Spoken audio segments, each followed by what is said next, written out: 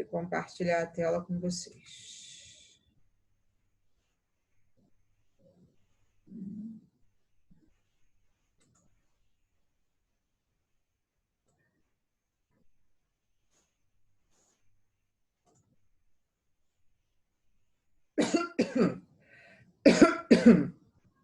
Bom, então vamos lá.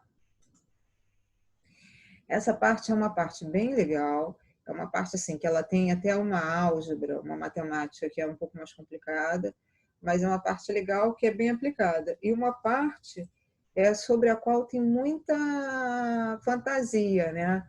Quer dizer, tem muita coisa que se fala e que, na verdade, não tem uma constatação matemática para aquilo, não, sabe? Porque tem muita coisa que se diz, né, que foi feita segundo a razão áurea, mas isso existe muita discussão, existe muitas opiniões divergentes com relação a isso, né? Que Mona Lisa foi feita segundo as razões, segundo as proporções áureas, enfim, uma série de coisas assim. Então, tem toda uma... Deixa eu ver aqui.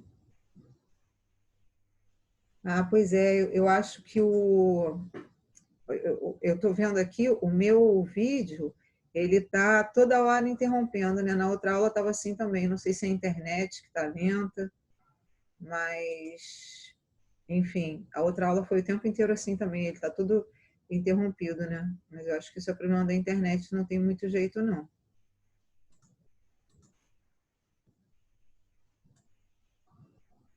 Bom, vamos lá. Então, assim, a gente tem que ter muito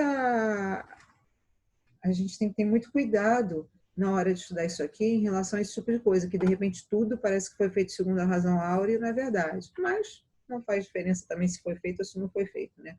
O fato é, tem muita coisa que realmente é feita porque tem toda uma harmonia em cima da razão áurea, né? Uma harmonia de medidas. Bom, mas vamos ver lá então o que é a razão áurea. Primeiro, falar um pouquinho sobre uma coisa que é muito polêmica, né? Essa questão de beleza. Então, peguei aqui umas definições que tem no dicionário Michaelis. E aí fala assim: beleza, é substantivo feminino, é uma qualidade, propriedade, natureza ou virtude do que é belo. É engraçado, né? Tem umas definições que são porque se definir beleza utilizando belo, né? E tá, mas qual é a definição de belo, né? Essência daquilo que se expressa como belo, característica do ser ou daquilo que apresenta harmonia de proporções e perfeição de formas. Também é super questionável, né? Porque aí você fala, tá, ok, mas o que é harmonia de proporções? O que é perfeição de formas? Né? Ainda bem que aquilo que é perfeição de formas para um não é o mesmo perfeição de formas para outro, né? Então, isso é um conceito bastante relativo. E ainda bem, né? Caráter do ser ou da coisa que desperta admiração ou sensações agradáveis. Aí você vê aqui nessa definição, eu já acho interessante, porque já coloca a beleza como uma coisa muito mais particularizada, né? Como uma experiência muito mais individual do que realmente do coletivo. Né? Porque tem o que se estabelece como padrão de beleza, que muda de uma cultura para outra, muda inclusive de uma época para outra, né? O que num século era considerado belo, no século seguinte já aquele padrão de beleza já não é mais aquele, já passa a ser outro. E, enfim, eu gosto dessa definição porque eu acho que ela individualiza a experiência de beleza, né? Que é isso, o caráter do ser ou da coisa que desperta admiração, sensação agradável para outra, para alguém, né? Então, aquilo para mim é belo, porque me desperta sensações agradáveis. Ser o objeto belo, qualidade de um ser ou objeto que suscita sentimentos de elevação ou simpatia por seu valor moral ou intelectual. Aqui também eu gosto dessa, porque também passa a ser uma coisa bem individualizada, né? E mostra um pouco aquela coisa da beleza, que às vezes o que no primeiro momento não lhe parece belo, depois você vai conhecendo melhor e justamente você vai tendo um apreço pelo valor moral e intelectual daquilo que você já passa a achar super bonito, né? Isso acontece muito, né? Às vezes você conhece uma pessoa que nem te parece bonita, mas depois você conhece melhor a pessoa e aí você passa a achar a pessoa linda por causa de outras coisas, né, que te importam. Bom, aí aqui a gente tem aqui duas frases que são de Leonardo da Vinci. A lei suprema da arte é a representação do belo. Tudo que é belo morre no homem, mas não na arte. E aí a gente vai então para a nossa razão áurea, né, que está diretamente ligada a essa história do conceito de belo. Encontrada na ciência e na natureza em diversas formas, na obra de artistas como Salvador Dalí, de arquitetos como Le Corbusier e na arquitetura de forma geral, a razão áurea é um dos números mais famosos da matemática, há muito tempo. Os gregos antigos já atribuíam a essa razão propriedades mágicas e usavam-na nas construções de seus edifícios. A razão áurea, áurea é de ouro, né? A razão áurea é um número irracional. O que é um número irracional mesmo, hein? Um número irracional é um número decimal infinito que não é periódico. Então, olha só. Um número irracional é um número decimal infinito não periódico. Então, tal qual o famoso número π. Né? O π ele é um decimal infinito que não é periódico, ele é 3,14, 15, 9 reticências. Então, isso, um número decimal infinito, mas que não é periódico, quer dizer, não tem um pedaço que se repete sempre. A razão áurea também é assim, um número irracional.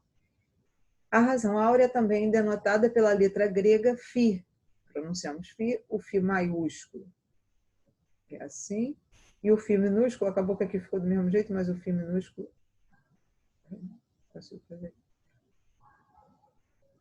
O φ minúsculo é assim. Aqui ficou ruim.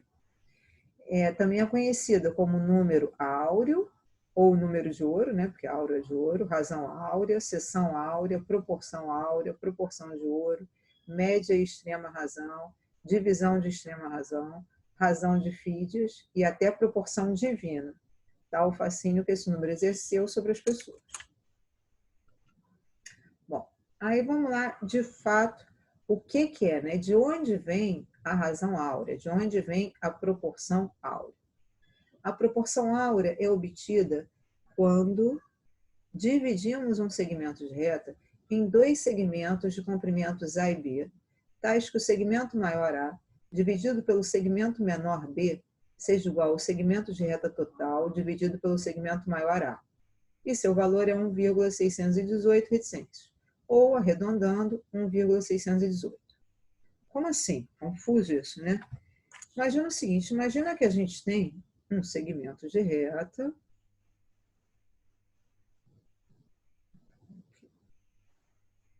Eu tenho um segmento de reta e eu quero dividir esse segmento de reta em duas partes. Claro que existem infinitas formas de dividir esse segmento de reta em duas partes.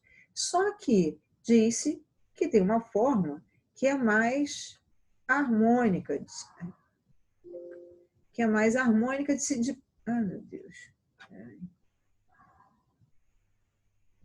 Uma forma que é mais harmônica de se dividir esse segmento de reta, que é dividi-lo segundo a razão áurea.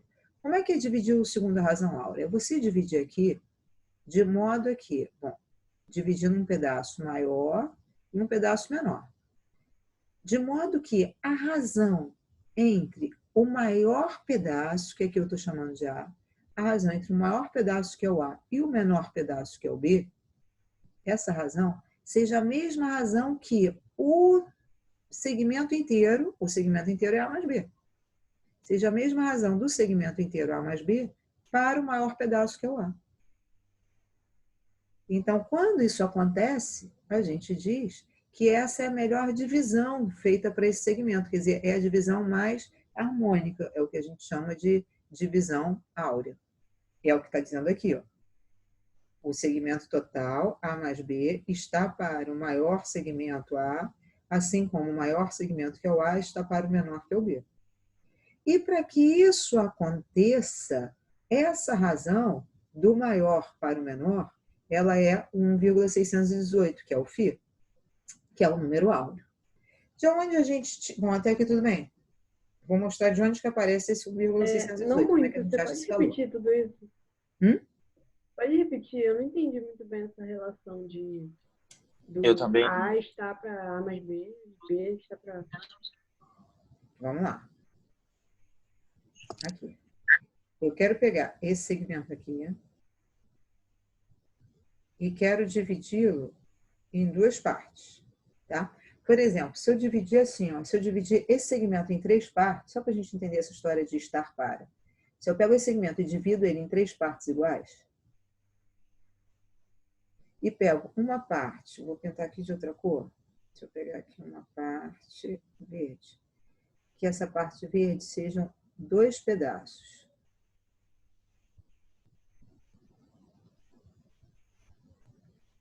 Se eu chamar essa parte aqui, ó, peguei o segmento original e dividi em três partes iguais. Peguei o verde para ser dois pedaços dele. Se eu pegar esse verde aqui como A, vou chamar isso de A, e esse segmento aqui que sobrou, eu chamar de B,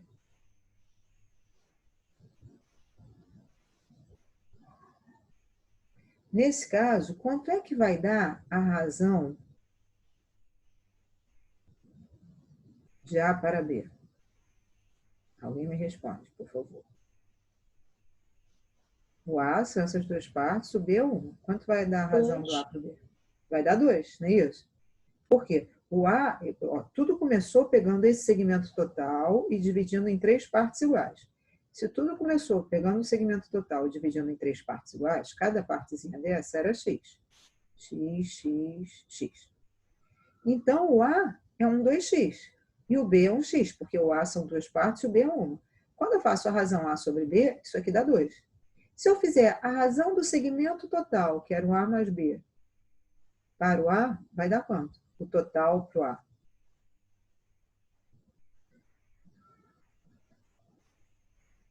Você pode repetir? Ó, aqui até o A sobre B igual a 2 foi? Sim. Tá. Aí, olha só. Agora eu quero o A e o B, eles são as partes do meu segmento total. Né? Então, a razão da parte A para a parte B deu 2, porque o A é 2x e o B é x. Agora eu quero saber a razão entre o segmento total e o maior pedaço, que é o A. O segmento total é A mais B. Né? Aqui tudo tem A mais B. Então, A mais B sobre o A. Quanto vai dar? Dá 3 sobre 2. Isso aí. O A mais B é 3x e o A é 2x. Aí simplifica o x, isso aqui vai dar 3 meios, que é 1,5. Observa que essa razão foi diferente. A razão entre A e B foi diferente da razão do total para o A. Acreditava-se, justamente antigamente, acreditava-se que a melhor forma de eu dividir o segmento, a forma mais harmônica de eu fazer essa divisão, era se eu dividisse de modo que a razão entre a maior parte e a menor, que é o A sobre B, fosse a mesma razão entre o segmento total e a maior parte. Ou seja, a gente quer encontrar uma forma de dividir isso tal que A esteja para B, do mesmo modo que o total, que é A mais B, está para o A, coisa que não acontece aqui. Porque aqui o A está para o B, assim como o 2 está para 1, o que quer dizer que o A é o dobro do B. Aqui o total, que é o A mais B, está para o A, assim como o 3 está para 2, ou seja, 1,5. Isso quer dizer o quê? Isso quer dizer que o total é 1,5 do maior, ou seja, é o maior mais metade do maior. 1,5 quer dizer que é ele inteiro mais metade dele. Quer dizer, o maior é o A mais metade do A. De fato, isso aqui é metade do A.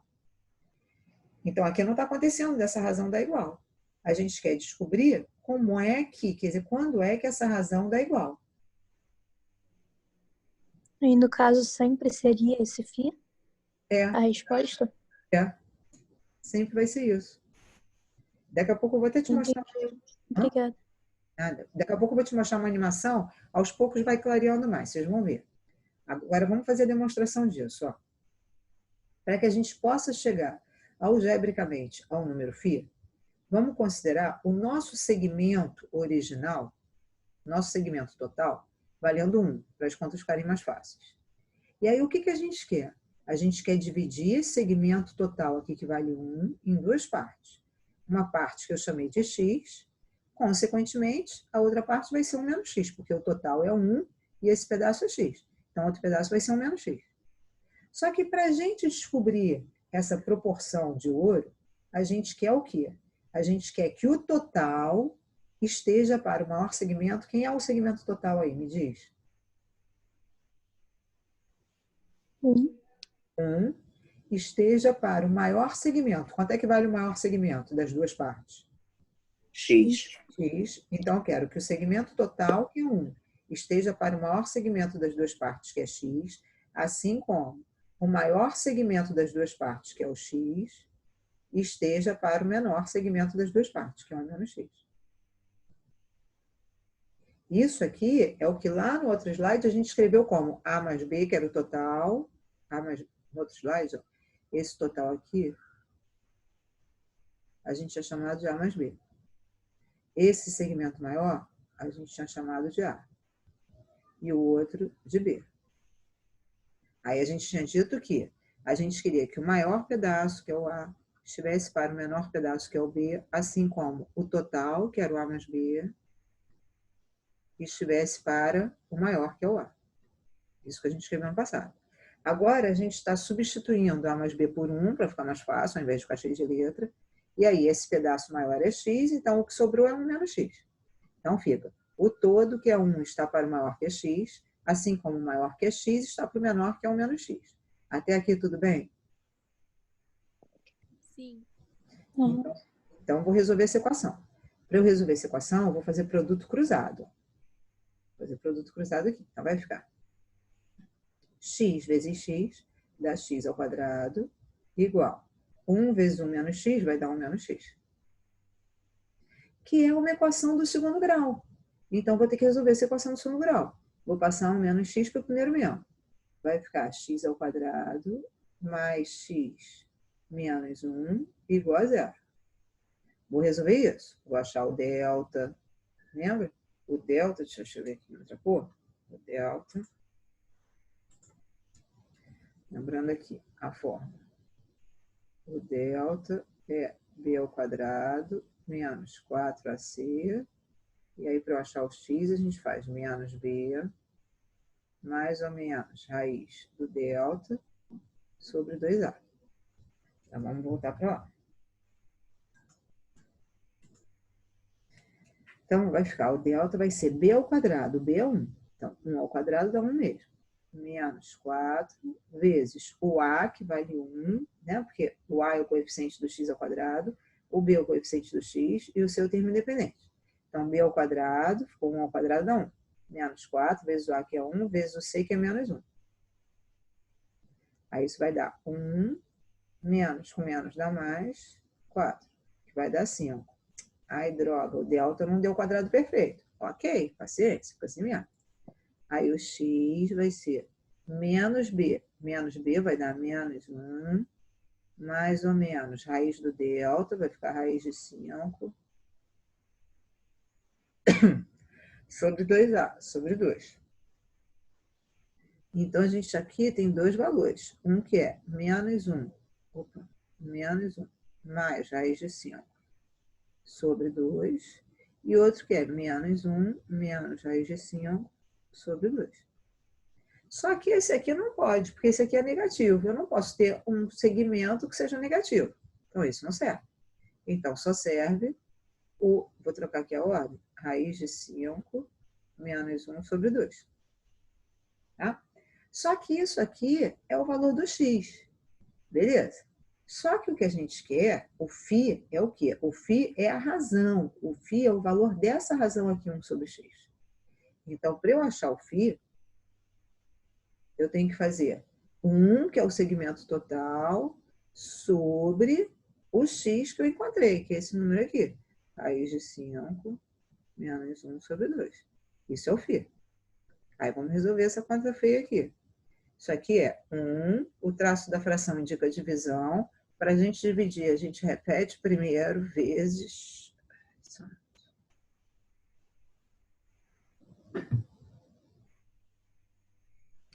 A gente repete primeiro vezes o inverso do segundo.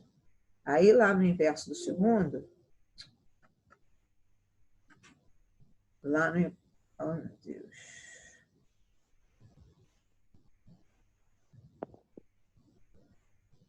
Peraí.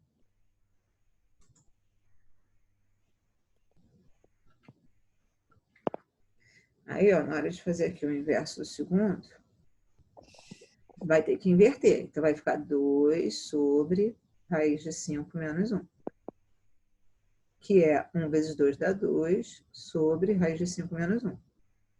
Só que a gente não pode dar uma resposta com raiz no denominador.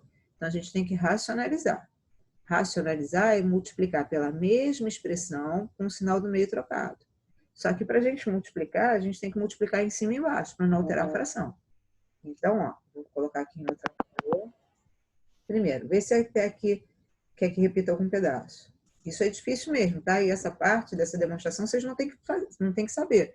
Estou fazendo só para você ver de onde que tiraram esse número estranho, tá?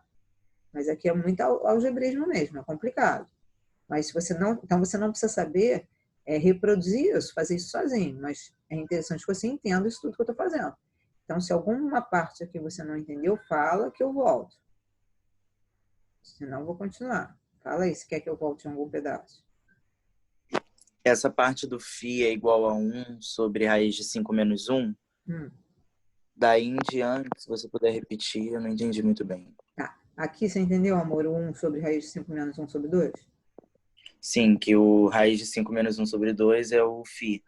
É o x, quer dizer, né? Isso. E aí o φ é a razão entre o maior segmento, né, entre o segmento total e o maior, que é a mesma que entre o maior e o menor. Mas aí é mais fácil trabalhar com o maior por causa do 1, para não ter que trabalhar com x e com menos x. Então a gente fez 1 sobre x, agora a gente tem que achar esse valor. Aí aqui, ó, é o mesmo que quando a gente tem essa... Por exemplo, se eu tiver 3 sobre 2 quintos. Como é que eu resolvo isso? O traço da fração, ele indica a divisão. Então, isso aqui é o mesmo que 3 dividido por 2 quintos. E aí, para eu dividir, eu tenho que multiplicar pelo inverso. Então, é 3 vezes 5 meios. Porque eu repeti o 3, e aí, vezes, inverti 2 quintos, foi 5 meios. E aí, eu faço 3 vezes 5, 15 meios. Certo? É isso que eu estou fazendo aqui, ó. Aqui, o traço grande da fração indica a divisão. Para eu dividir, eu repito primeiro que é 1, vezes, e aí eu inverto. Eu não entendi porque parece um sinal igual, mas é vezes. Exatamente, é porque aqui ficou borrado. Aqui é 1 vezes. Eu não estou conseguindo fazer, mas isso aqui é 1 vezes. Entendi. Entendeu? Aí é 1 vezes, inverteu de baixo. Ficou 2 sobre raiz de 5 menos 1. Aí ficou 2 sobre raiz de 5 menos 1. Aí eu vou ter que racionalizar. Então, eu vou ter que multiplicar em cima e embaixo por raiz de 5 mais 1. Que é a mesma expressão com o sinal do meio trocado. Raiz de 5 mais 1. Por que para racionalizar a gente faz isso? Porque tem que lembrar de um produto notável. O nome está dizendo, o que é um produto notável? Perdi o negócio. O produto notável, um produto é uma multiplicação. Notável é especial. Então, a gente tem um produto notável que diz o seguinte, A mais B vezes A menos B. Que produto é esse? Isso aqui é uma multiplicação de 2 números que são iguais, ó, A e B, e só troca o sinal entre eles. Quando eu tenho uma multiplicação desse tipo, isso aqui vai dar o quadrado do primeiro, A ao quadrado, menos o quadrado do segundo, B ao quadrado. Tá? Tudo bem? Por isso que Por isso que para a gente racionalizar, a gente multiplica pelo conjugado, que é a mesma expressão com esse sinal trocado. Porque aí, na hora que a gente multiplicar, vai ficar assim, ó. Aqui em cima vai ter que distribuir. Vai ficar... Aliás, não vamos nem distribuir, vou só repetir. 2 que multiplica entre parênteses, raiz de 5 mais 1. Sobre... Aí no denominador, vai ficar, vou usar a fórmula lá do produto notável, vai ficar o quadrado do primeiro, o quadrado de raiz de 5 é 5, menos o quadrado do segundo, o quadrado de 1 é o mesmo. Aí isso aqui vai ficar 5 menos 1 dá 4. Esse 4 que deu aqui embaixo pode simplificar com esse 2. E aí, simplificando, ó, vai ficar 2. Então, isso aqui vai ficar raiz de 5 mais 1 sobre 2. Que se a gente fizer essa conta na calculadora, vai dar aproximadamente 1,618. Ou seja, esse é o φ. Quer dizer, então a gente pode usar o φ como 1,618, que é uma aproximação para ele, que é o mesmo que raiz de 5 mais 1 sobre 2. Tudo bem? Sim. Tá. Então, olha só. Deixa eu só tirar aqui.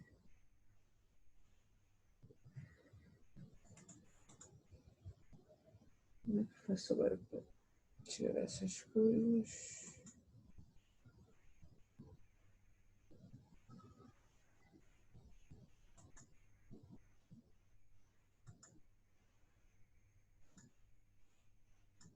Eita, não apago o resto.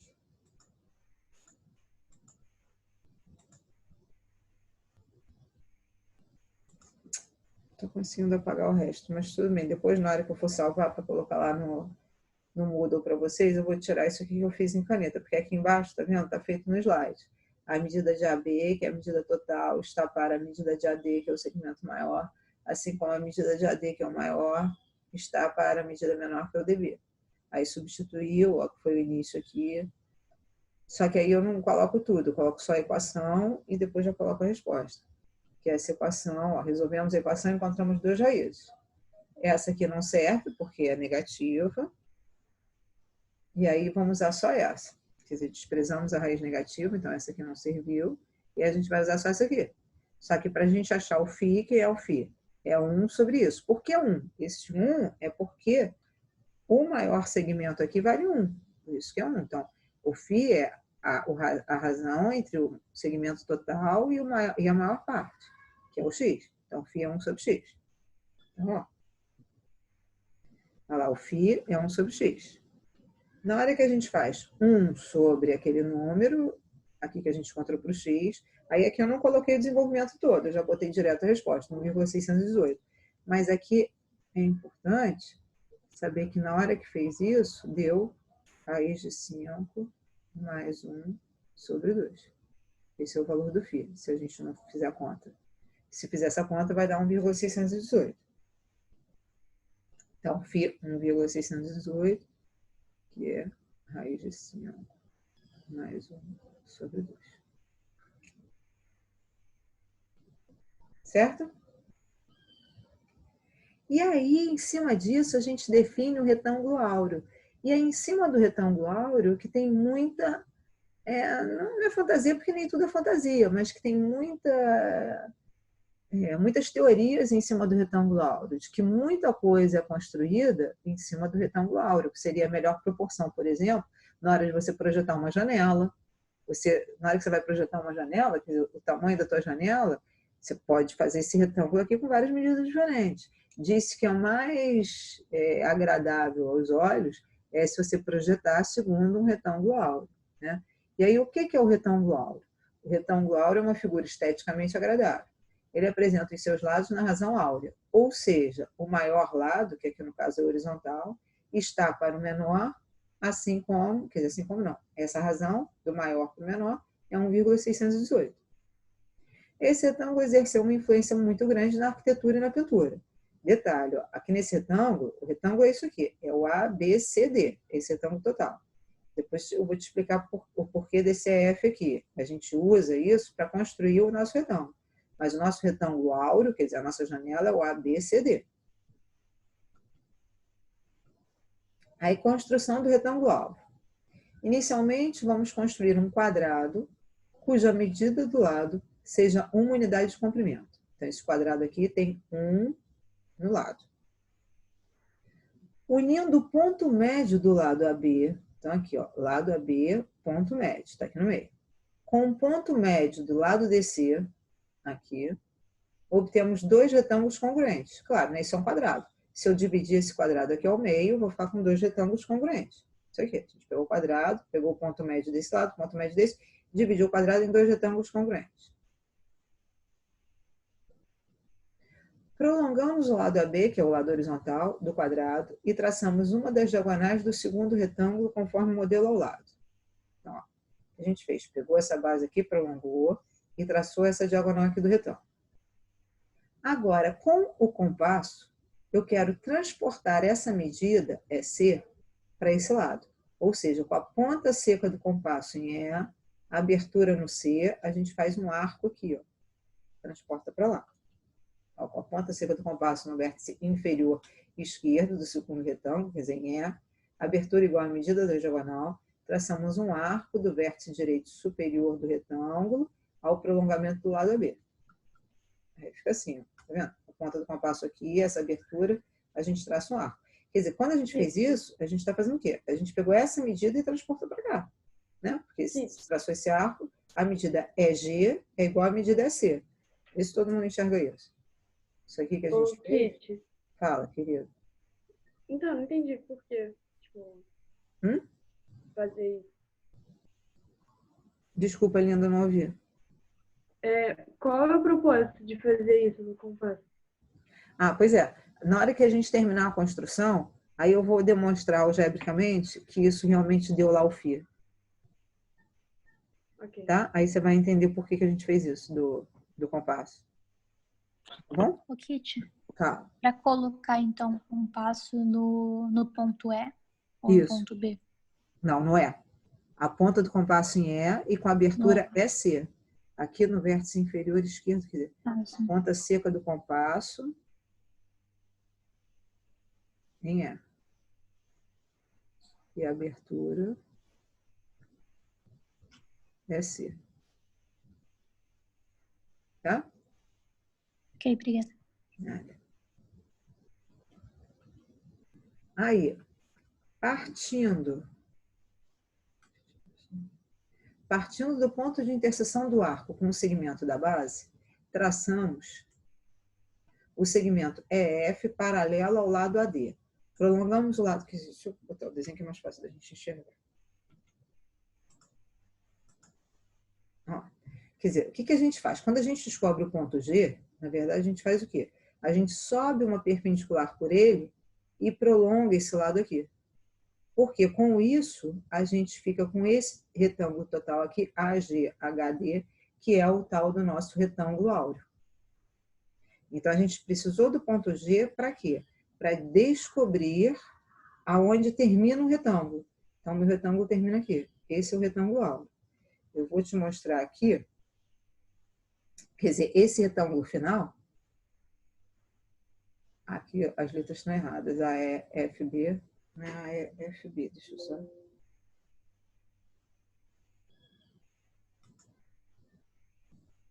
Deixa eu mexer aqui não é A, E, F, B, é A, G, H, D. A, G, H, D.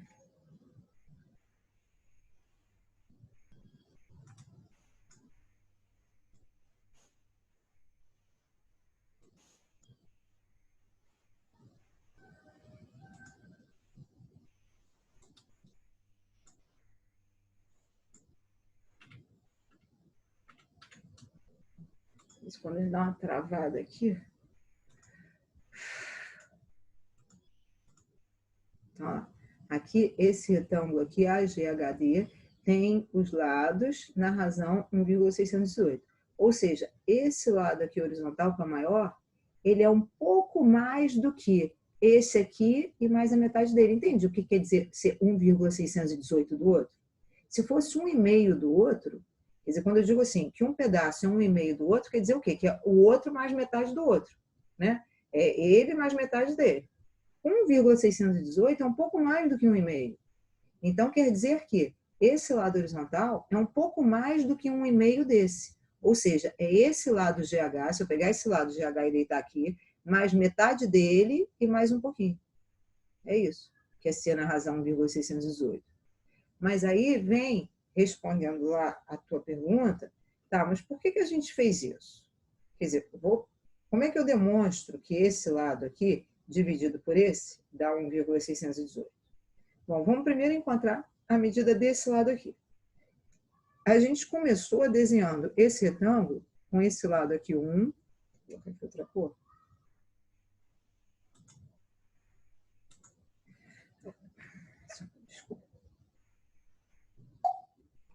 Desculpa. Aqui a gente começou colocando esse lado aqui como 1. E aí, isso aqui era um quadrado, né? Então, esse lado aqui era 1, portanto, aqui era meio. E aqui era meio, porque a gente dividiu ao meio. Esse lado aqui, BC, é 1, que era o lado do quadrado. E aí, eu vou achar a medida dessa. Aqui é um triângulo retângulo. Ai, meu Deus. Aqui é um triângulo retângulo. Eu quero achar a medida dessa hipotenusa aqui, que eu vou chamar de, sei lá, M. Então, vou aplicar Pitágoras aqui nesse triângulo retângulo. Ó. Pitágoras diz que o quadrado da hipotenusa, quer dizer, M ao quadrado, vai ser igual a esse cateto ao quadrado, 1 ao quadrado que é 1, mais esse outro cateto ao quadrado. 1 meio ao quadrado vai dar 1/4. Né? 1 ao quadrado dá 1, 2 ao quadrado, 4. 1/4. Ó, eu falo 1/4 e escrevo 1/5, meu Deus.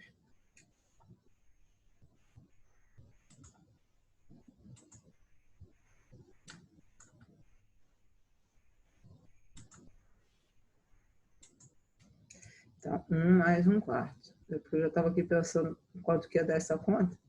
1 mais 1/4.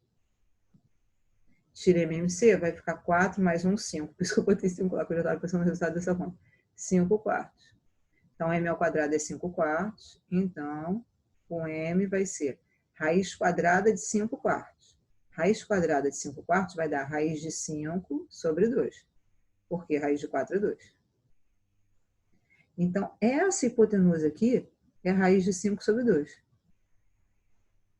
Aí, o que a gente faz? Quando a gente coloca a ponta do compasso aqui no E e pega essa abertura aqui é C e faz o arco aqui, esse pedaço aqui, ó, esse pedaço aqui é o raio desse arco. Ou seja, esse pedaço aqui é a raiz de 5 sobre 2. Todo mundo enxerga isso? Que esse pedaço EG é a raiz de 5 sobre 2? Que o EG é igual ao EC?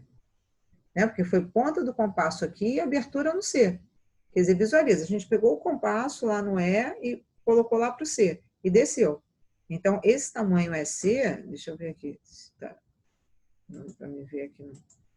Pois, ó, esse tamanho aqui... Aí, tipo, essa posição do CG, tipo, Kit, só uma dúvida. Essa posição do CG que você fez com o compasso, então seria meio que, tipo, essa hipotenusa caindo e indo para o EG. Perfeito, exatamente. Tipo, seria esse eixo. Exatamente isso. Quando a gente colocou a ponta do compasso ali no E, a abertura, olha aqui para minha mão, ó, quando a gente botou a ponta do compasso no E, a abertura no C e a gente desceu, foi justamente, foi uma ótima analogia que você fez. É como se a gente pegou a hipotenusa e caiu com ela. Entendeu? Então, isso aqui, esse EG, é a medida dessa hipotenusa, que é o raiz de 5 sobre 2. Tá? Tudo bem? Obrigada. Professora, ainda não entendi uma coisa. Fala, Linda. Oi. Eu não entendi a relação que isso tem com esse fato da hipotenusa cair, sendo o lado B, BG, né? Com aquela reta que você estava explicando. Não, que é reta eu não acabei. Deixa eu acabar e você vai ver. Eu não entendi. Tá? Deixa eu acabar aqui que eu vou chegar lá. Tipo assim, você não entendeu, tá, mas Tá, okay. E o que isso tem a ver lá com φ, não é isso?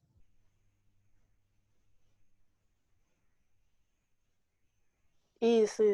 Então, deixa eu só encerrar aqui para você entender. Então, ó, voltando aqui. Então, o que a gente chegou? Essa hipotenusa caiu para cá. Então, aqui é a raiz de 5 sobre 2. Então, o lado maior do retângulo é o AG. Aí eu te pergunto, quanto é que vale o AG? AG vai ser 1/2, que é esse primeiro pedaço, mais esse outro pedaço aqui, é G, que é a raiz de 5 sobre 2. Tá ou não? Vê se todo mundo enxergou isso. Que o AG, que é o lado grande do retângulo final, do retângulo áureo, ele é meio, que é esse pedacinho, mais a hipotenusa que caiu para cá, mais o raiz de 5 sobre 2. Só que o meio mais raiz de 5 sobre 2, ó, se eu puser na mesma fração, porque eles têm o mesmo denominador, isso aqui é 1 mais raiz de 5 sobre 2. Só que 1 mais raiz de 5 sobre 2 é exatamente o φ. Não é? Lembra lá que o valor do φ, a gente tinha escrito lá antes, que o φ é 1,618 aproximadamente, que é a raiz de 5 mais 1 sobre 2. Que é isso aqui, raiz de 5 mais 1 sobre 2. Já é o φ. E aí o que acontece? Justamente o φ, que é esse lado todo dividido pelo 1, ó, se eu fizer o lado todo, que é o AG, quer dizer, o lado grande do retângulo, que é o AG, dividido pelo lado pequeno do retângulo, que é o AD, isso aqui vai dar o φ. Porque o AG já é o φ. Dividido pelo AD, que é 1, vai dar o próprio φ. Então, isso é o retângulo áureo. É quando a gente faz a razão entre o maior lado do retângulo e o menor lado do retângulo, dando φ. Como eu peguei aqui um retângulo especial, eu peguei um retângulo que ele começou com um lado menor valendo 1. Por que eu fiz isso? Só fiz isso para as contas ficarem mais fáceis. Se eu pegasse qualquer outro valor aqui, se ao invés de 1 eu pegasse 2, aqui o AG não ia dar o φ ainda direto. Mas o φ ia aparecer na hora que eu fizesse AG, que é o lado maior, dividido por AD, que é o lado menor. Aí ia ter que fazer lá as contas, ia simplificar e ia surgir o φ. Aqui eu peguei o lado menor valendo 1, porque aí fica mais fácil, já surge direto o φ sem precisar fazer conta aqui. Tá? Agora vai, para um pouco, olha aí com os teus olhos e vê se entendeu ou se quer que eu repita algum pedaço. Deixa eu só escrever esse pedacinho aqui melhor.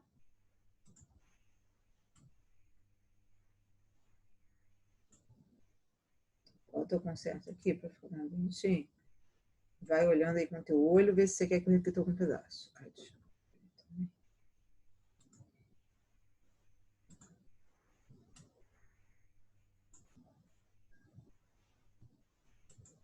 Quando eu falo assim, vai olhando com o teu olho, porque enquanto eu estou fazendo, você está olhando com os meus olhos, né? Porque eu vou te dizendo o que eu estou fazendo. Então, quando eu digo olha com os teus olhos, vai sozinho, sozinha, tentando reconstruir tudo que eu falei. Então, ó, tudo começou, esse quadrado aqui de lado 1. Então, dividimos no meio, ficou meio e meio. Ok. Aí aplicamos Pitágoras nesse triângulo retângulo, descobrimos que a hipotenusa é a raiz de 5.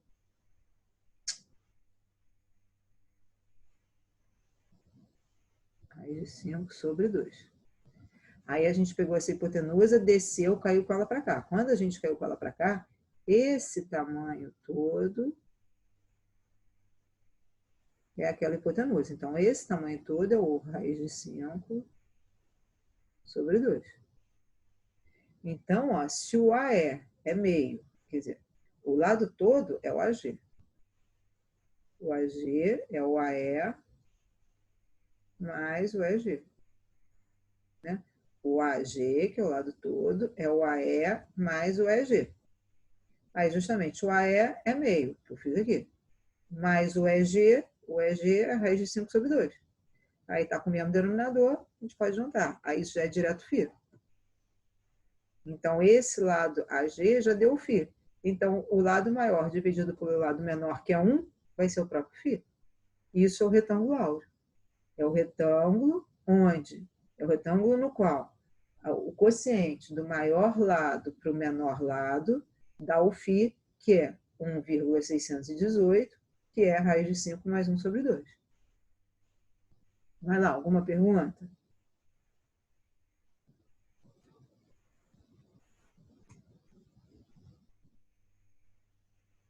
E aí, olha só, deixa eu compartilhar aqui uma outra tela com vocês.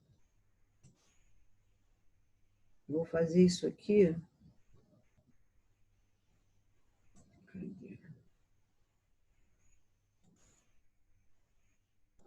Vou fazer isso aqui. Estão vendo a outra tela? Do GeoGebra? Sim. Sim. Agora sim. Aí, olha só. Aqui eu fiz duas coisas. O segmento áureo e o retângulo áureo. O que é o segmento áureo? O segmento áureo eu tenho um segmento inicial, que é o AB. É como se fosse assim, ó. Deixa eu te mostrar aqui um negócio.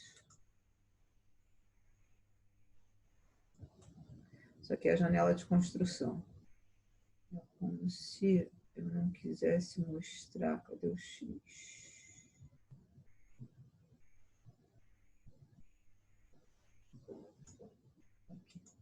Primeiro vamos olhar só aqui o segmento AB.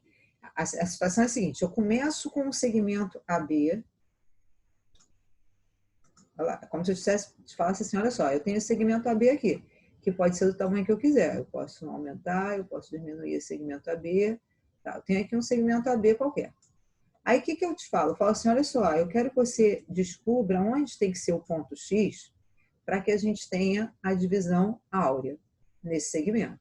Ou seja, como se fosse assim, para a gente ter a melhor divisão possível desse segmento. A divisão que vai ficar mais harmônica, o que a gente chama da divisão áurea, do número áureo para o teu segmento áureo. Então, você quer descobrir onde você vai colocar o ponto X aqui, onde você vai colocar o teu ponto X, de modo que o quociente do maior segmento, do maior pedaço, dividido pelo menor, dê o número áureo, que é 1,618. Então, ó, vou chamar esse segmento maior, esse pedaço maior aqui de A, e vou chamar o pedaço menor de B. E aí o programa calcula aqui para mim essas medidas, e aí o que acontece? Ó, aqui, essa posição do X é tal que A dividido por B, está aqui, ó, A dividido por B, deu isso aqui, que deu 1,618 aproximadamente. Que é o mesmo valor que vai dar se a gente pegar a medida do segmento todo, ó, para cá, a medida do segmento todo, dividido pelo A. Se eu fizer o segmento todo, que tem isso aqui, que o programa calculou, dividido pelo A, também vai dar 1,618.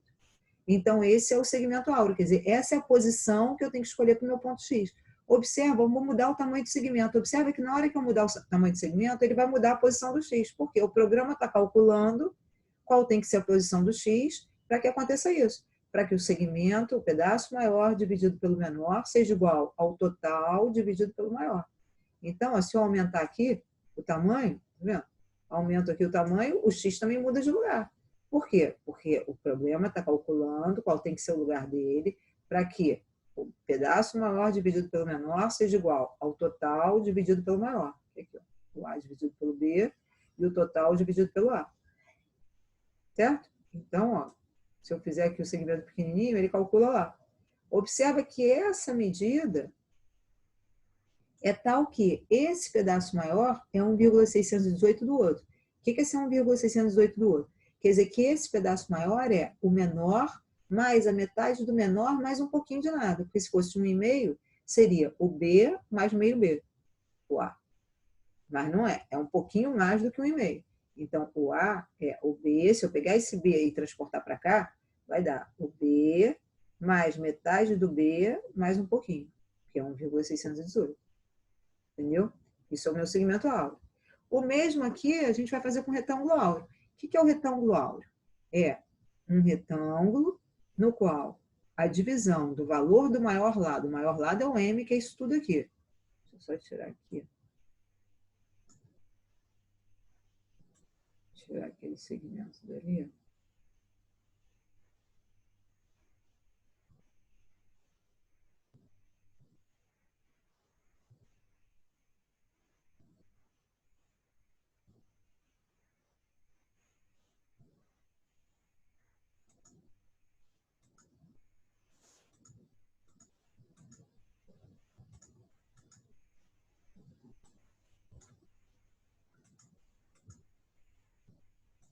Não sei onde ele está. Bom, enfim, não sei cadê. Acho que eu não consigo tirar o Q. O QN não. Kit, eu posso fazer uma pergunta? Pode, Liana, fala. Isso que a gente está vendo tem alguma coisa relacionada com aquela regra de ouro? Porque me lembra muito isso. Sim. Qual regra de ouro que você está falando? A regra de ouro que eu falei no início da aula, né? De tirar foto, de fazer... Do que ele ainda fala de novo? Aquele espiral. Ah, sim, Aquele pois é. espiral infinito. Eu vou chegar lá no final na espiral. Isso tudo vai dar na espiral. Então é isso? É. Ah, sim. Não é que seja isso. É que a espiral é uma outra representação desse retângulo áureo. A espiral surge de vários retângulos áureos. Entendeu? Ah, sim. O retângulo áureo surge do segmento áureo. Quer dizer, a primeira coisa é o segmento áureo, aí depois do segmento áureo a gente chega no retângulo áureo, e aí a gente vai ver como fazer a chamada espiral de Fibonacci, que é a espiral áurea, aqui dentro desse retângulo áureo. E ela é constituída por vários retângulos menores. Entendeu? Bom, aqui eu não estou conseguindo tirar esse segmento, mas então vamos fazer assim mesmo. Mas a gente quer desenhar retângulos de modo que o maior lado do retângulo, que é o LM, dividido pelo menor, que é o PL, dê o 1,618, que é o φ. Observa que se eu mudar aqui ó, o tamanho do retângulo, mudam os dois lados. Se eu mudar aqui o lado maior, também muda o menor. Por quê? De modo que se mantenha essa relação. Tá vendo que na hora que eu mudo, vai mudando aqui? Porque no numerador está a medida do maior lado. No denominador está a medida do menor lado. Mas o quociente é sempre 1,618, porque eu vou mudando aqui, mas ele muda de modo que o quociente se mantenha. Então, qualquer um desses retângulos daqui é um retângulo áureo. Certo? Agora, vamos ver aqui outras aplicações, até a gente chegar lá na espiral de Fibonacci. Vamos voltar lá. Bom, aí, vamos dar uma olhada aqui. Deixa eu ver. Consigo abrir aqui direto. Estão vendo? Estão vendo o vídeo? Não. Não. Não, só o link. Ah, estão vendo só o link? Então, peraí.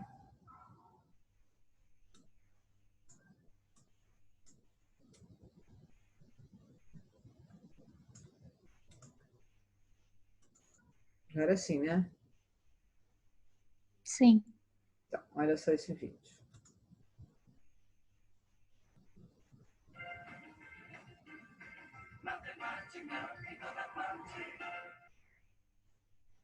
E como se forma o retângulo áureo?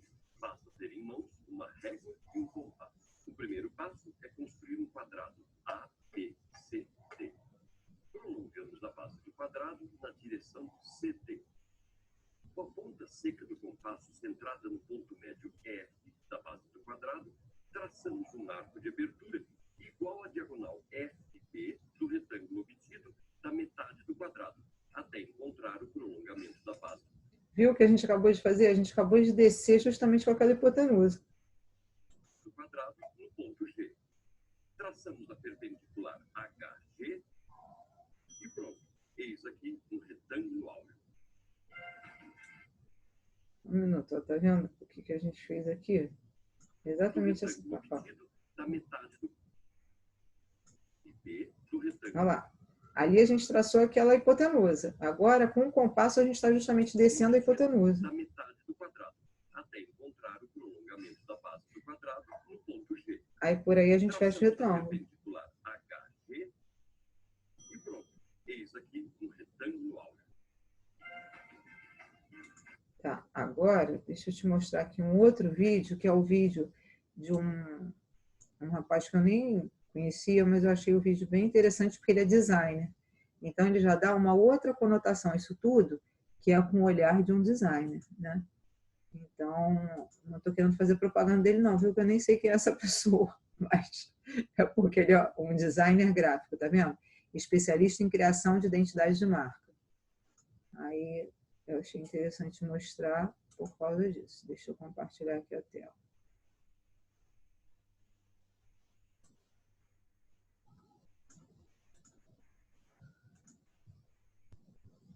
Parece assim um pouco propaganda dele, mas esquece essa parte de propaganda dele, mas ele fala umas coisas legais, ó.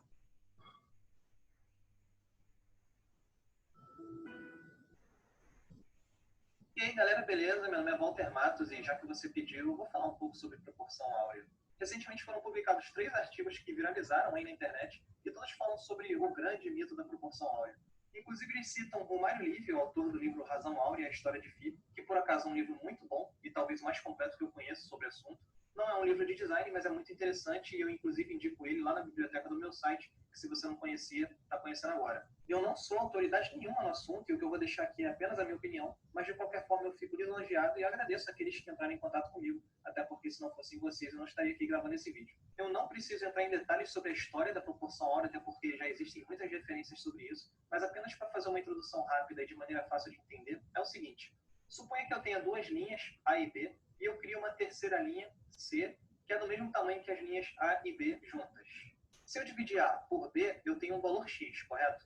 Se eu dividir C por A, que é a maior linha depois de C, e eu também tiver X como resultado, isso significa que essa linha, AB, está cortada na razão áurea. Isso significa que X sempre será igual ou muito próximo de 1,618, que é o número que representa a proporção áurea e também é conhecido como φ. E se por acaso minha linha A virar um quadrado e minha linha B virar um retângulo, eu tenho um retângulo C, que por acaso é o retângulo áureo. E só para constar, o retângulo B também é um retângulo áureo, ok? Por isso esse número é tão interessante. Então é interessante que esse número vem sendo explorado para tentar justificar origens da natureza, do universo e até mesmo do homem. E talvez, por ele ter esse apelo quase sobrenatural, ele venha sendo associado também ao conceito de beleza. Um livro que explora muito bem isso é o História da Beleza, do Humberto Eco, e tem um trecho de uma citação do teólogo e filósofo Bonaventura, do século XIII, que eu acho muito interessante. Não há beleza inerente sem proporção, e a proporção encontra-se em primeiro lugar nos números. E se voltarmos no tempo, para uma citação do filósofo Filolau, do século V a.C., a gente encontra o seguinte: todas as coisas conhecidas têm um número, sem número não seria possível conhecer ou pensar qualquer coisa. Ou seja, o número é uma forma que nós encontramos de tentar tangibilizar nossa percepção sobre praticamente tudo. E isso é cultural. Sempre vamos usar números para defender nossas teorias, pois eles são vistos como uma espécie de comprovação indiscutível, quando na verdade não é bem assim. Todos nós sabemos que entre 0 e 1 tem número pra caramba. Mas enfim, proporção áurea é mito ou não? Segundo o dicionário online de português, uma das definições de mito é algo ou alguém cuja existência não é real ou não pode ser comprovada. Usando essa definição específica como base, eu tenho 2 conclusões.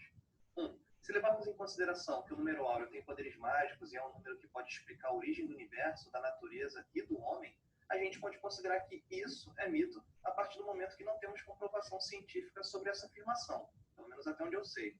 Mas veja bem, sobre essa afirmação e não sobre proporção áurea em si. E aí nós temos a segunda conclusão. Se eu pensar que proporção áurea é apenas uma relação numérica que por acaso é encontrada ou mesmo inspirada em algumas manifestações da natureza, que ela tem utilidade e função comprovadas, ela existe. Não tem como dizer que proporção áurea é um mito. As pessoas podem criar mitos com proporção áurea, mas não podem dizer que proporção áurea é mito. Mas isso tem importância para mim? Nenhuma. Eu não utilizo proporção áurea porque é um número ou uma proporção mágica que vai deixar o meu design maravilhoso. Proporção áurea não deixa o seu design mais bonito.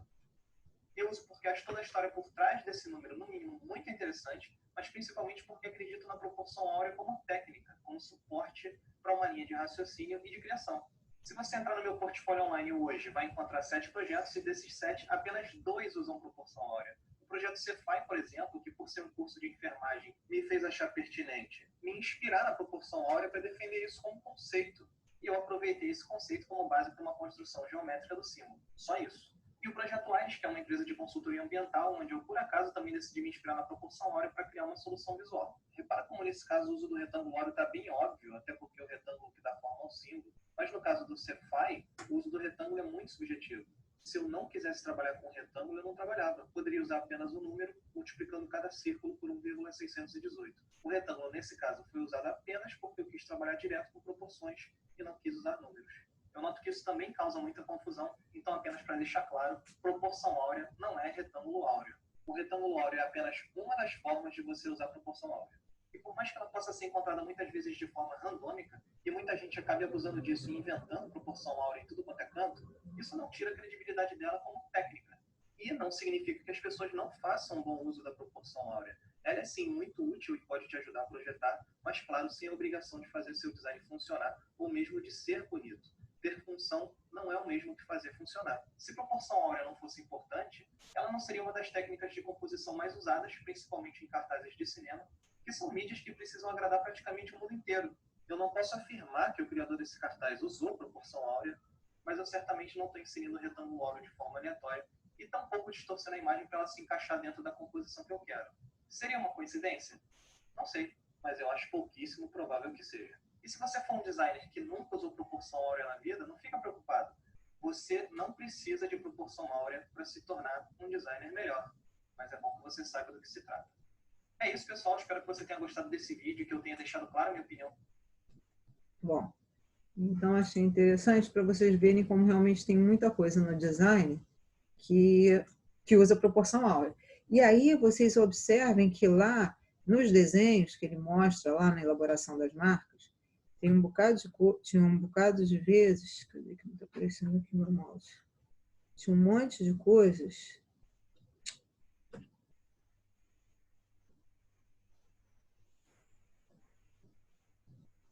Nossa, deu uma chute agora aqui no mouse. Eu não sei se tem. Espera aí.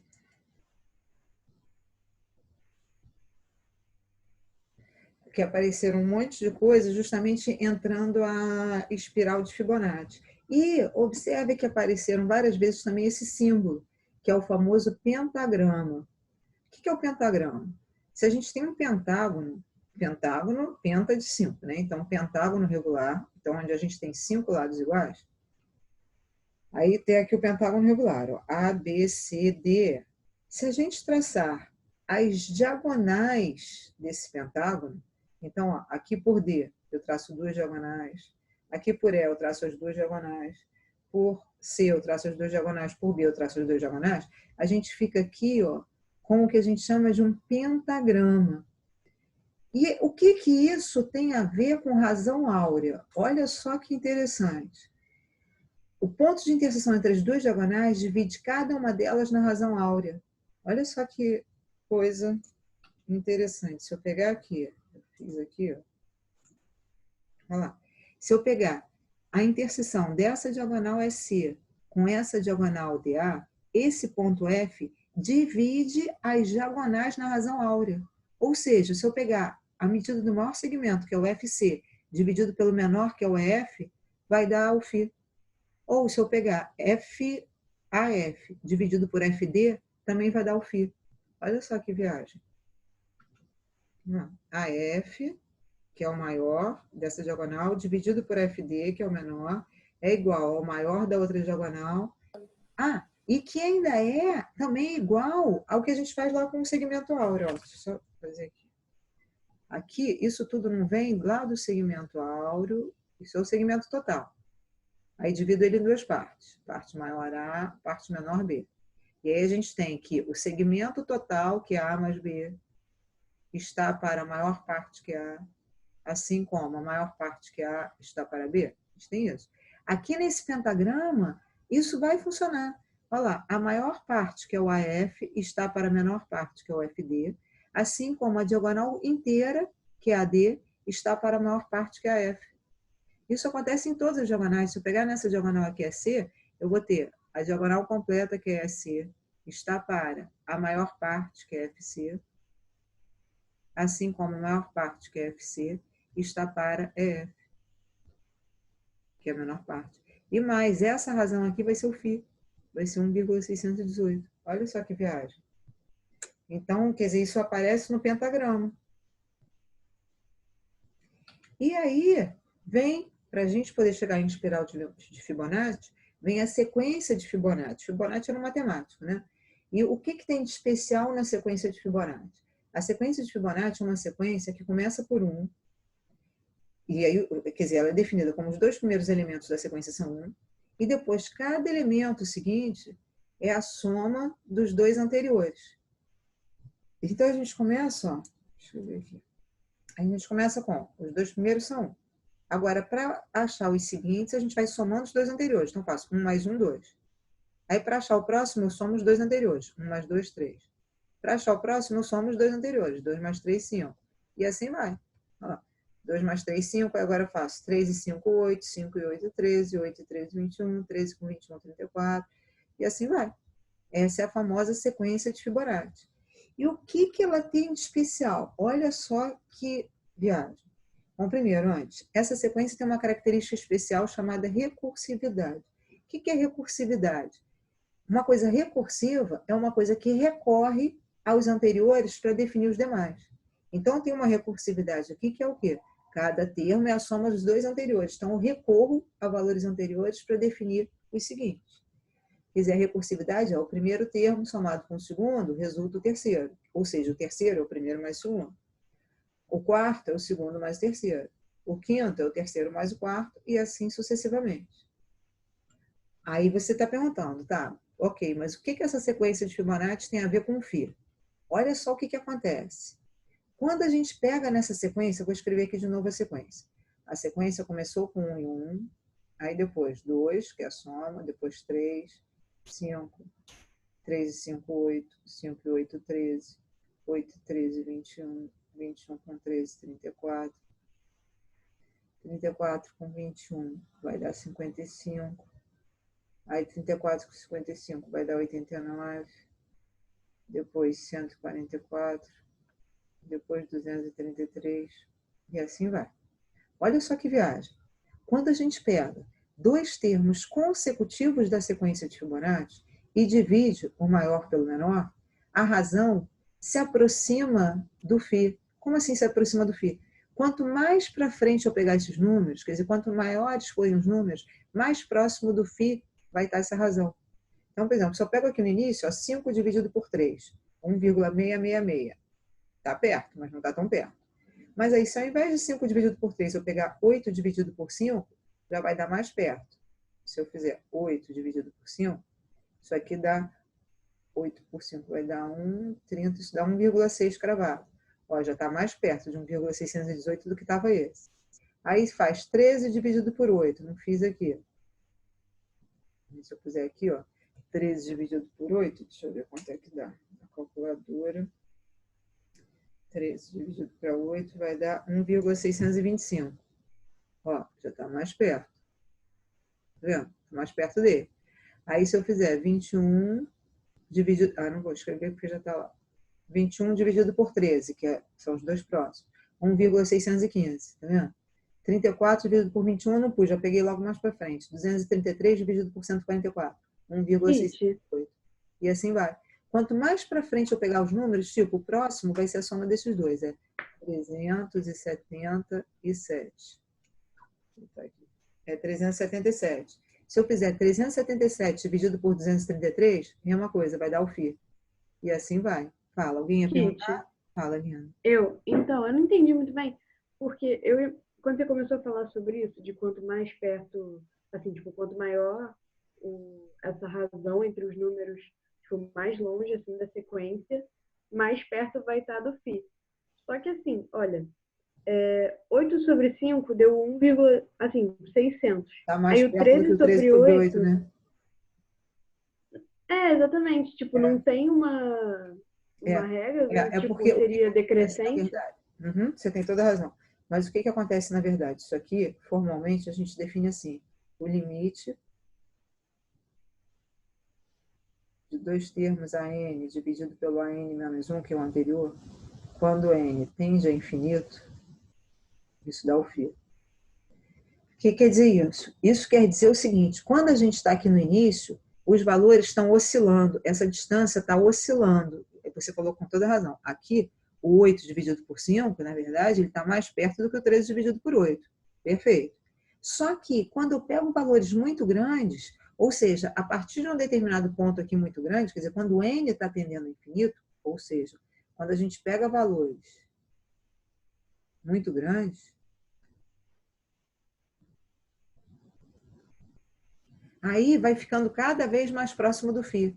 Entende? Só que isso funciona, essa coisa de estar se aproximando. Para todos eles, para qualquer lugar que eu pegue aqui, vai dar um número próximo do φ. Mas a coisa de estar se aproximando, ela vale no meu limite, quer dizer, ela vale quando n tende a infinito. Ou seja, ela vale para valores muito grandes. Entendeu? Sim, mas... Mas Outra para coisa, todos eles, vai dar um número perto do φ. Mas quando a gente pega valor... tem algum número assim que, tipo, começa a chegar mais perto? Tipo, começa no... Tipo, por exemplo, o 233 sobre 144, tá?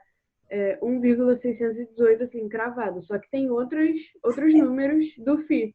Daí, tipo, quanto maior, tipo, mais perto esses números ficam dos outros números da sequência? Assim? Exatamente. Porque exatamente o que você falou. Na verdade, o φ não é 1,618. Ele é 1,618 zero mais um montão de números aqui. Né? Então, aqui no 233 sobre 144, já deu as 3 casas decimais iguais. Mas, na verdade, tem mais números aqui. E aí, quanto mais para frente eu for pegando, mais casas decimais vão dando iguais ao do φ.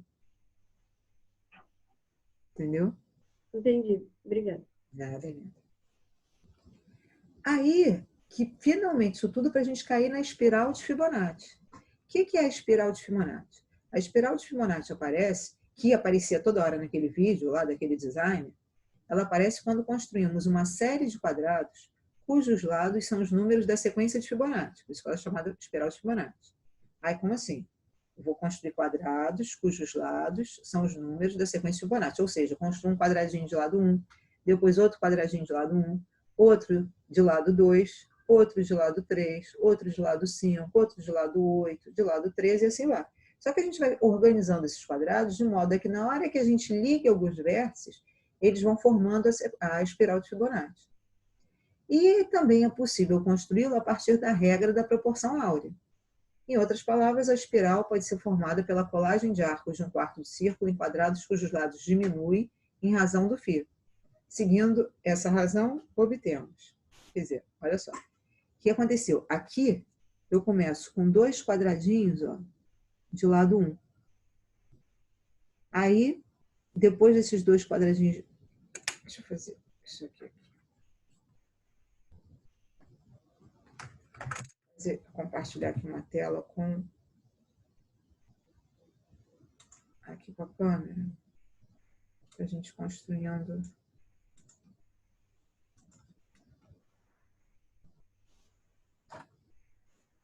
Olha só.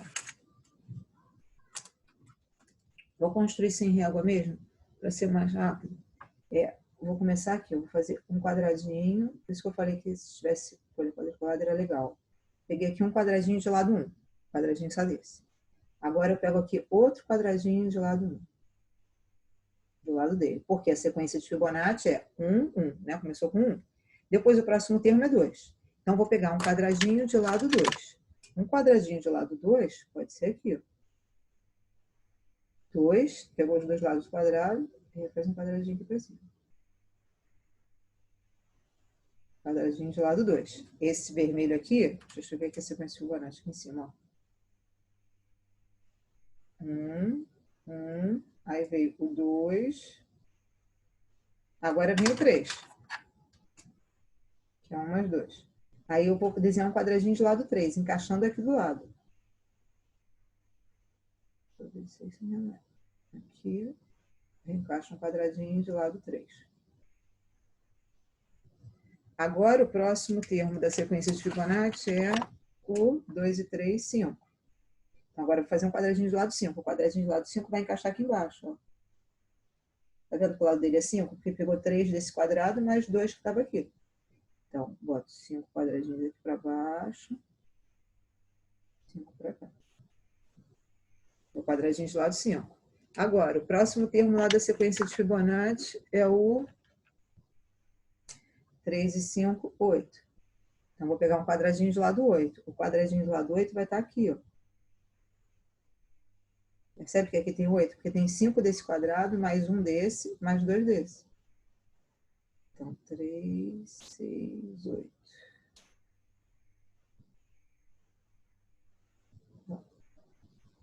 Botei o quadradinho de lado 8 aqui. Agora, o próximo termo da sequência de Fibonacci vai ser...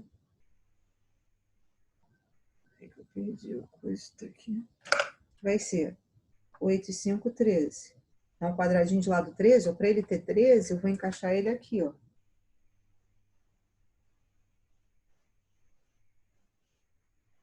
Tá vendo? Porque aqui vai pegar 3 desse, mais 2 desse, 5, mais 8 desse, 13.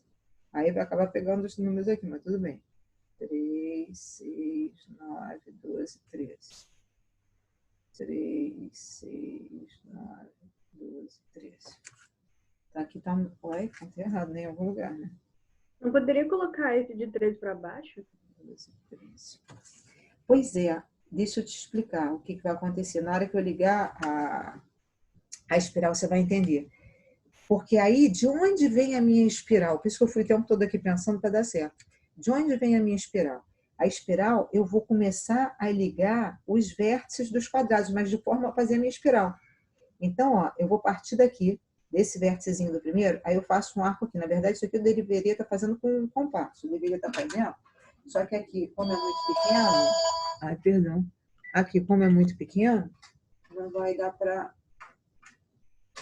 Com o compasso, não vai dar para fazer direito, porque o compasso não vai pegar essa expressão pequena. Mas, na verdade, eu teria que botar a ponta do compasso, ó, aqui nesse vértice, e aí com essa abertura aqui do lado 1, traçar esse arquinho aqui, tá vendo? Aí isso aqui foi um arco aqui. Aí com a ponta do compasso no outro quadradinho, que também é 1, faz um arquinho para cá. Aí agora, esse compasso aqui está muito mole. Com a ponta do compasso aqui, nesse vértice, eu vou fazer um arco dentro desse outro quadrado. Eu tenho que ir me tocando, também não dá para fazer não, porque está muito pequeno. Mas aí a gente faz um arco aqui, ó. Tá vendo? Eu tenho que pensar no movimento da espiral. Aqui já está fazendo a espiral. Aí com a ponta do compasso aqui, eu faço um arco aqui, nesse outro quadrado. Com a ponta do compasso aqui, eu faço um arco aqui, ó, do outro quadrado. Aí agora acho que já dá com o compasso. Com a ponta do compasso aqui, com a abertura desse lado do quadrado, eu faço um arco aqui. Que aí... Deixa eu tentar outro compasso, está melhor. Esse compasso está muito bom.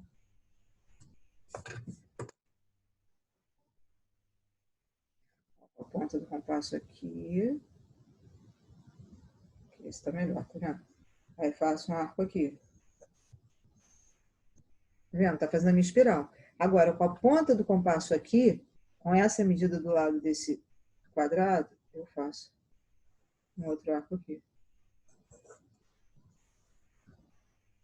E aí tá dando erro porque eu não tô com a ponta do compasso no lugar certo. Deixa eu botar ela no lugar certo, porque eu tô sem óculos.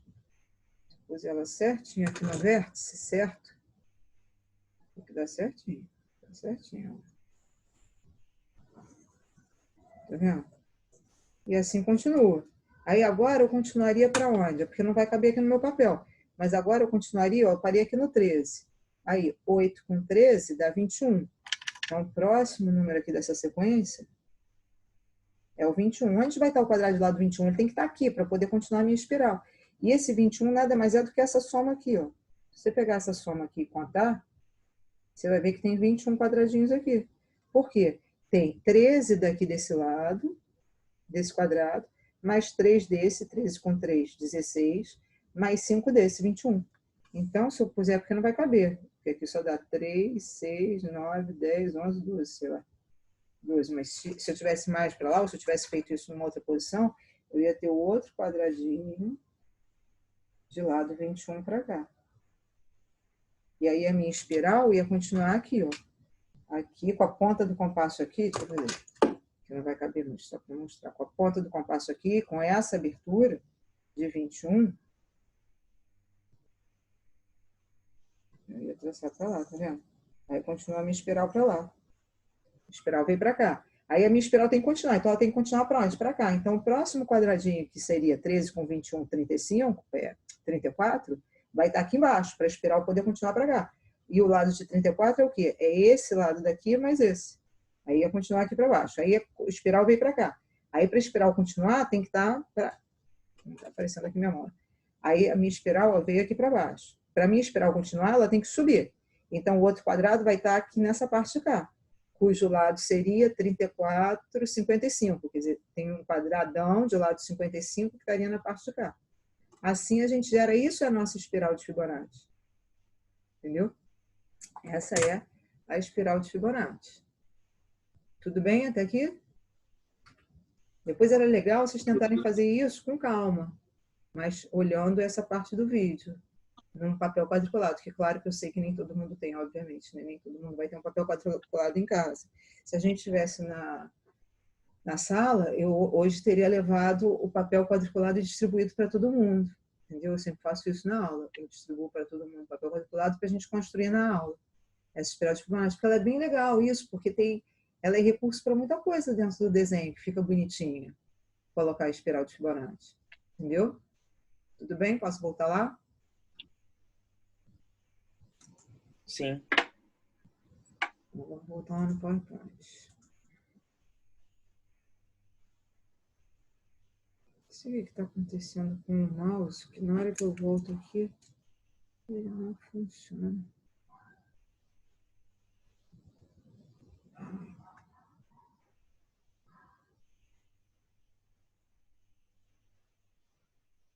Não consigo mais.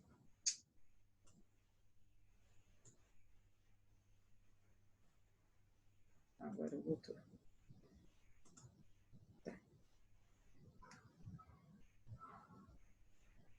Aqui, eu estou vendo agora que eu achei que esse desenho aqui não ficou muito bom, não. Porque aqui ele pulou, ele não colocou o 1 e o 2. Mas tudo bem, ó, tem 2 quadradinhos aqui de 1, aí 2, aí depois 3, 5, 8, mas tá vendo? Ele pulou. Mas enfim, vou até substituir essa foto aqui. Mas tá vendo? Aí, e dentro de cada quadrado desse, cabe um círculo, né? Daquele raio. De raio igual a metade do lado do quadrado. E assim que vai fazendo aquelas composições que aquele designer mostrou lá, aquelas produções daquelas marcas, elas vão sendo feitas assim, usando esses círculos que estão aqui dentro desses quadrados que geram retângulos áureos. Porque cada retângulo que fica formado aqui é um retângulo áureo. Como assim? Deixa eu mostrar isso aqui no meu desenho. Espera aí, que é a forma melhor de mostrar. Aqui naquele desenho que eu fiz, ó, olha só.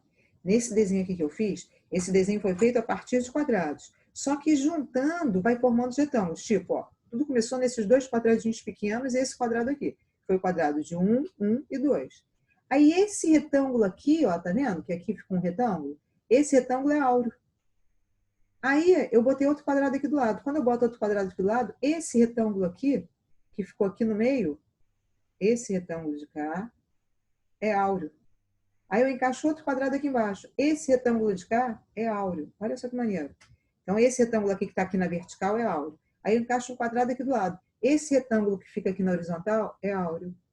Aí eu encaixo um quadrado aqui em cima. Esse retângulo agora que está aqui na vertical, que é isso tudo aqui, ó, é áureo. Aí encaixo um quadrado aqui do lado. Esse retângulo aqui que vai estar na horizontal, que não está aparecendo porque não coube, é áureo. E assim vai. Aí quando eu encaixar um quadrado aqui embaixo, esse retângulozão aqui vai ser áureo. Quando eu encaixar um quadrado aqui, e vai sempre mudando, percebe o movimento? Eu vou tendo sempre um horizontal, um vertical, um horizontal, um vertical nos retângulos. Tipo aqui, ó. Eu tenho esse retângulo aqui que está na vertical, que é áureo. Aí tenho esse retângulo aqui que está na horizontal, que é áureo. Quando eu digo vertical e horizontal, estou querendo dizer em relação, né, a quem está aí embaixo, se maior lado ou menor. Aí esse retângulo aqui está na horizontal. Aí esse aqui está na vertical, é áureo. Aí esse aqui na horizontal é áureo. Esse aqui na vertical é áureo. E assim vai. Entendeu? Deixa eu botar lá.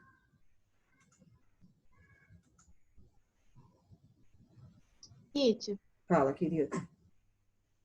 você pode repetir rapidinho o que você falou sobre os círculos que ficam formados pelos quadrados? Tá. Deixa eu voltar lá, que aí fica mais fácil de mostrar.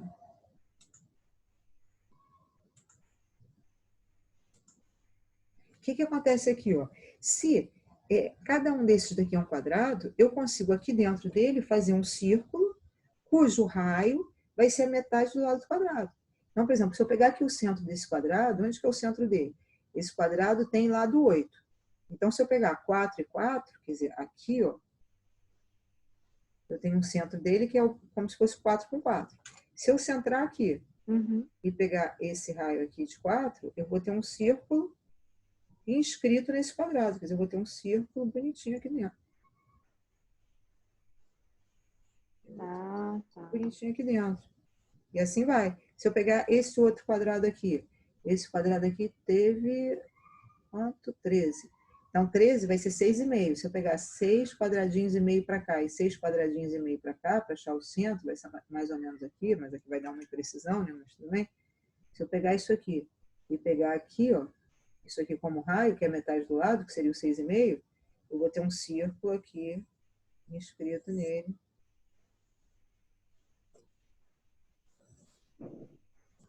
E assim vai. Tá vendo? Esses círculos, eles não têm importância para a espiral de Fibonacci. Mas naquela coisa lá, na hora de construir as marcas, de desenvolver as marcas, aquelas linhas, né, das marcas não são aleatórias. Né? Aquelas linhas são todas pedaços de circunferências ou pedaços de linhas retas. E aí, na hora de pegar pedaços de circunferência, o que ele mostra ali, fica interessante quando você usa essas circunferências que estão escritas nesses quadrados, que são parte de retângulos áureos, tipo, esse quadrado aqui laranja é parte desse retângulo áureo. Esse outro quadrado aqui é parte desse retângulo áureo que está na vertical. Entendeu? Então, quando você pega para desenvolver uma marca parte desse retângulo, tipo, sei lá, imagina que você... Não sei, né? A minha criatividade é zero, né? Os criativos aqui são vocês, mas sei lá. Por exemplo, na hora que eu faço o círculo aqui, você pega uma parte desse círculo e liga com uma parte do círculo que vai estar aqui. Aí você já vai criando coisas, né? Vai criando linhas. Entendeu? Foi? Uhum. Tá bom. Foi, obrigada. Nada.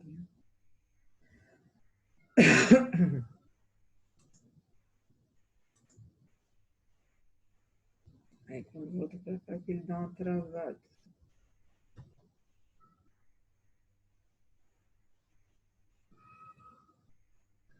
Isso aí que tá vendo. Quando volta para cá, que ele leva um tempo para conseguir. Não sei se é porque também tá ficando com muita coisa aberta. E aí ele tá começando a... Cadê?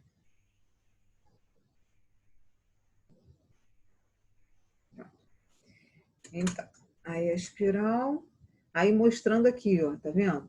O desenho que eu fiz aqui no caderno.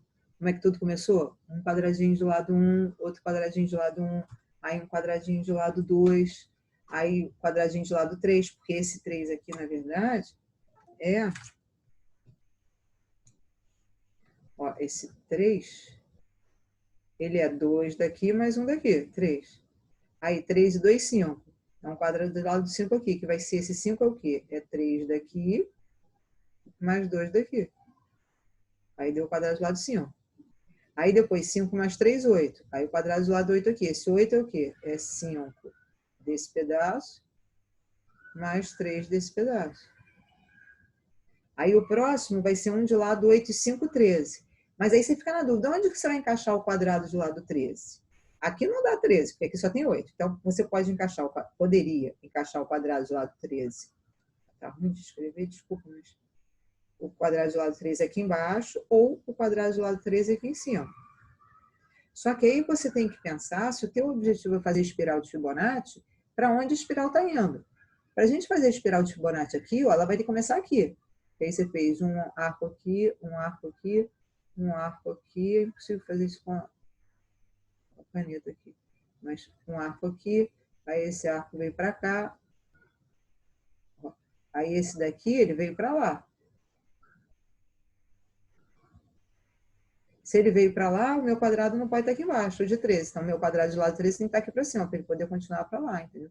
A minha espiral continuar para lá. E o próximo quadrado vai ter que estar aqui à esquerda, e assim vai. Que é a espiral que eu fiz aqui. Tá vendo? Então, de 13 tem que estar aqui em cima. Aí aqui eu vou ser ligando a espiral. Entendeu? Isso é bem legal. Assim, quando a gente faz esse trabalho na sala, fica bem legal. Ficam umas espirais super bonitas. Aí depois o pessoal começa a inventar aqui dentro, a pintar e a inventar outras coisas. Mas, enfim, usando ela como base. Dá para fazer umas coisas bem legais. E aí, é isso. Vou interromper aqui a gravação. Engraçado, a gravação já tinha sido interrompida? Teve uma hora... Ah, eu acho que é porque... Não, tá sendo gravado aqui ainda. É, aqui também. Aí tá gravando? Tá. Então, deixa eu ver aqui.